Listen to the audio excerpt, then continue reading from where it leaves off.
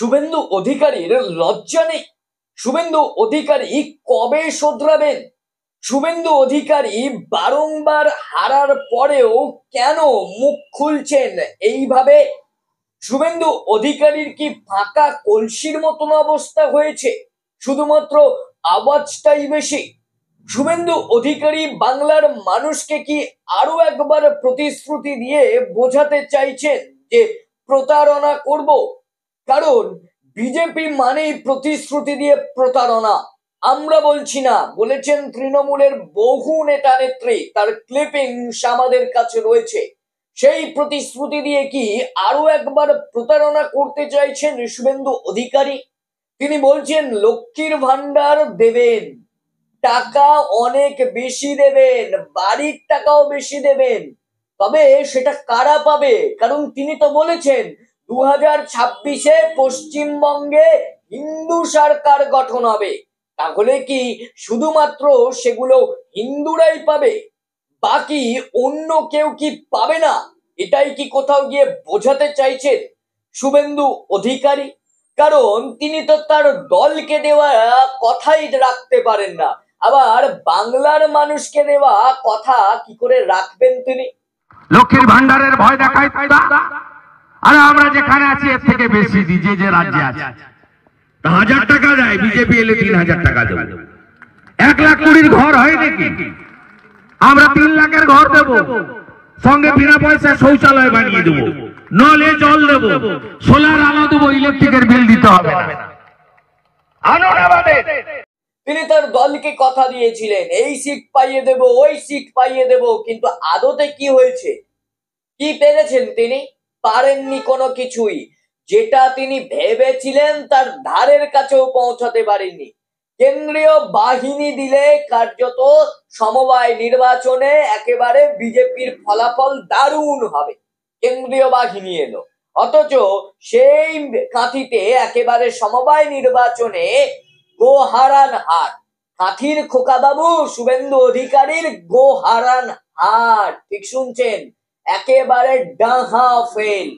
তার উপরে নিজের দলীয় কর্মীদেরকেই ধরে রাখতে পারছেন না। তাদেরকেও তো অনেক কাউকে তিনি নিয়ে এসেছিলেন। সন্দেশখালীর প্রধান মুখ ছিল একসময় সুজয় মাস্টার, তাকেও ধরে রাখতে পারলেন না। ধরবো ধরবো করছি, তবু ধরতে আর পারছি না। শুভেন্দু অধিকারীর এমনটাই অবস্থা। আর সেই সময় তিনি নানান প্রতিশ্রুতি দিচ্ছেন। আর প্রতিশ্রুতি দিয়ে কি তিনি আবারও প্রতারণা করতে চাইছেন বাংলার জনগণের সাথে?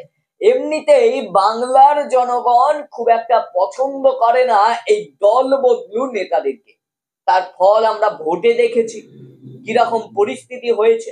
তারপরে শুভেন্দু অধিকারী তৃণমূলের পুকুর থেকে ঝাঁপ সোজা বিজেপির পুকুরে গিয়েছিলেন। কিসের জন্য? শোল মাছ ল্যাটা মাছ ধরার জন্য নয়, মুকুট করার জন্য। কিসের মুকুট? মুখ্যমন্ত্রীর মুকুট। অনেকে বলেছিলেন মুখ্যমন্ত্রী হওয়াটা তো সহজ ব্যাপার নয় খোকা বাবু, ওটা জয়নগরের মোয়া নয় যে দোকানের টাকা ফেললেন আর আপনার হাতে মোয়া দিয়ে দিল। নয়, তার জন্য অনেক পরিশ্রম করতে হয়। সেই পরিশ্রম হয়তো আপনি করছেন, গাড়ি থেকে নামছেন ছুটছেন, গাড়ি থেকে নামছেন ছুটছেন, সাংবাদিকদের মুখোমুখি হচ্ছেন, রণহুঙ্কার দিচ্ছেন আপনি মাঝে মাঝে, একেবারে নিজেকে প্রমাণ করতে চাইছেন বাংলার রয়্যাল বেঙ্গল টাইগার, আমি হিংস্র সিংহ। অথচ গর্জনই সার, ফাঁকা কলসির মতো আওয়াজটাই বেশি শুভেন্দু। কিছুই কার্যত করতে আর পারছেন না। এমনকি তার এই ফলাফল, তার এই কাজকর্মেও লজ্জিত হয়েছে এই কেন্দ্রীয় নেতৃত্ব বিজেপি। অমিত শাহ, নরেন্দ্র মোদী, জেপি নাড্ডা সহ এরা এখন লজ্জায় মুখ ঢেকেছে। মুখ ঢেকে যায় বিজ্ঞাপনে, এরা মুখ ঢেকেছে লজ্জায় যে মুখ দেখাবো না। শুভেন্দু অধিকারীকে নিয়ে যে স্বপ্ন দেখেছিল, যে স্বপ্নের ঘর বেঁধেছিল, সেই স্বপ্নের ঘর আর বাঁধা হলো না। স্বপ্ন বাস্তবায়িত আর হলো না। স্বপ্ন সত্যি হয় না। সেই গানের লাইনই মনে পড়ে যাচ্ছে শুভেন্দুর এই পরিস্থিতি দেখে। বিজেপি এলেই লক্ষ্মীর ভান্ডারের 3000 টাকা, বিনা পয়সায় বিদ্যুৎ, প্রতিশ্রুতি শুভেন্দুর। प्रधानमंत्री नरेंद्र मोदी বলেছিলেন घर में विद्युत होगा, नल होगा, नल में जल होगा, सब होगा होगा। অথচ কি যে হয়েছে সেটাই মানুষ এখন বুঝতে পারছে না, তার উপর আবার এই প্রতিশ্রুতি। এমনি রাত্রেবেলা খায় শুভেন্দু অধিকারী, দুটো রুটি খেলো, তারপরেই সকালবেলা থেকে বদহজমের পরেই হয়তো এই সব কার্যত মন্তব্য। বিজেপি এলেই লক্ষ্মীর ভান্ডারে ৩,০০০ টাকা, বিনা পয়সায় বিদ্যুৎ প্রতিশ্রুতি রাজ্যের বিরোধী দলনেতা তথা ফাঁকা কলসির আওয়াজ বেশি সেই শুভেন্দু মন্তব্য এটি। তাহলে কি আপনারা অর্থাৎ বাংলার মানুষ বিজেপিতে ভোট দিচ্ছেন নাকি লোভে পা দেবেন না মমতাকেই ধরছেন?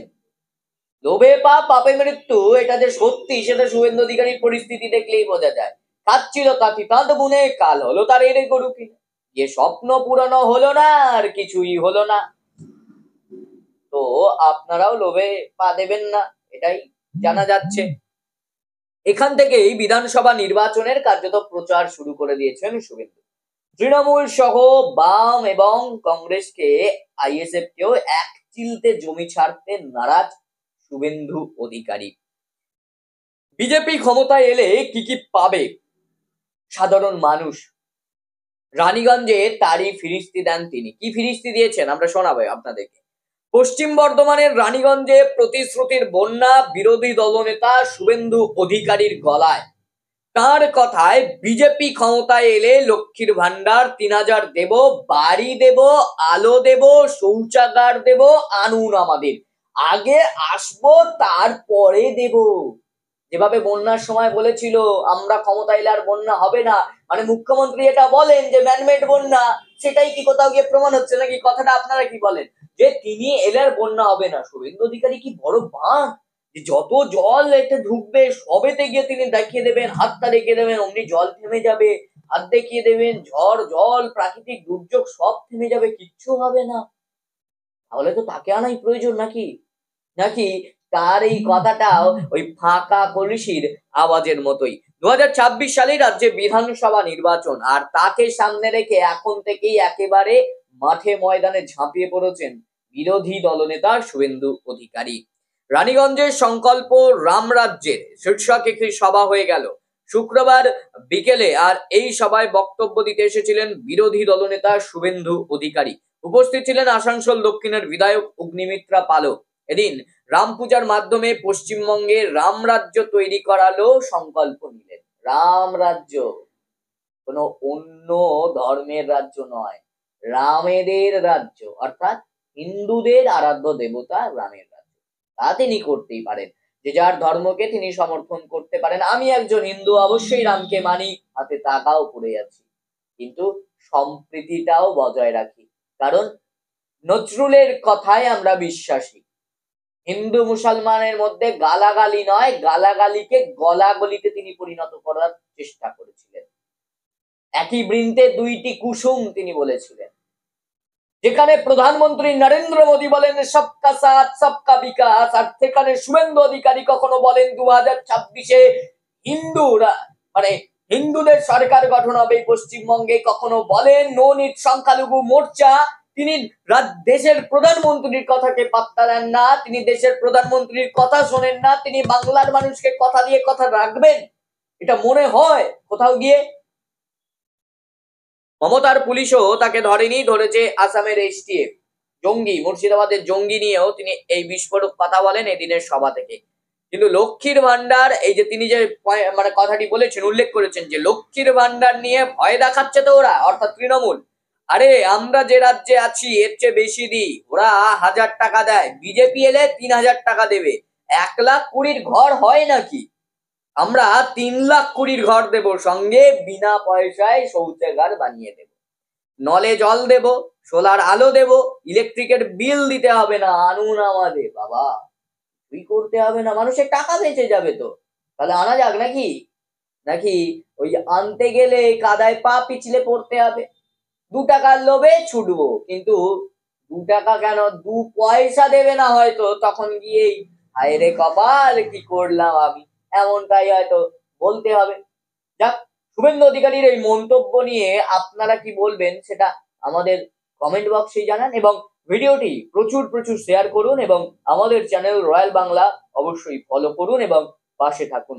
এতক্ষণ রয়্যাল বাংলা স্টুডিও থেকে আপনাদের সঙ্গে আমি ছিলাম সন্দীপন। আরো নানান খবরের আপডেট পেতে চোখ রাখুন শুধুমাত্র রয়্যাল বাংলার পর্দায়।